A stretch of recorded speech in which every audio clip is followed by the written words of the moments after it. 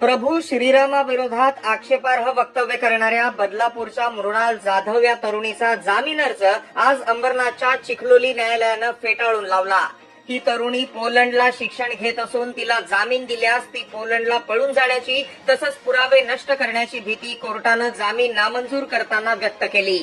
धक्कादायक बाब म्हणजे तरुणीच्या वकिलानं मात्र हा व्हिडिओ तिनं केलेलाच नसून तिचा फोन हॅक झाला आणि नंतर तिच्याकडून अजाणतेपणे ही चूक झाली असे विरोधाभासी दावे केले।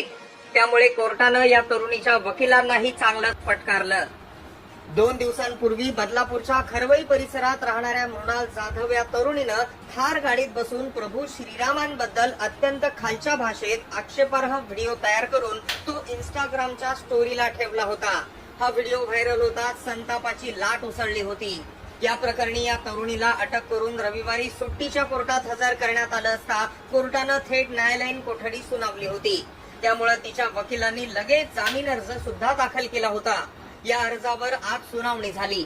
यावेळी अंबरनाथच्या चिखलोली कोर्टातील संपूर्ण वकील संघटना पोलिसांच्या आणि हिंदुत्ववादी संघटनांच्या बाजूने युक्तिवाद करण्यास उभी राहिली आणि या तरुणीला जामीन देण्यास कडाडून विरोध केला।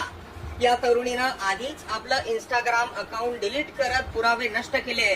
तिला जामीन दिल्यास ती आणखी पुराव्यांशी छेडछाड करेल, तसंच ती पोलंडला शिक्षण घेत असून ती पोलंडला पळून जाऊ शकते असा युक्तिवाद वकिलांकडून करण्यात आला।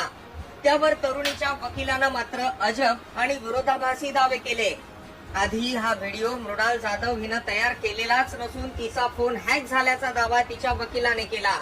तर नंतर तिच्याकडून अजाणतेपणे ही चूक झालीये असा दावा वकिलानं केला।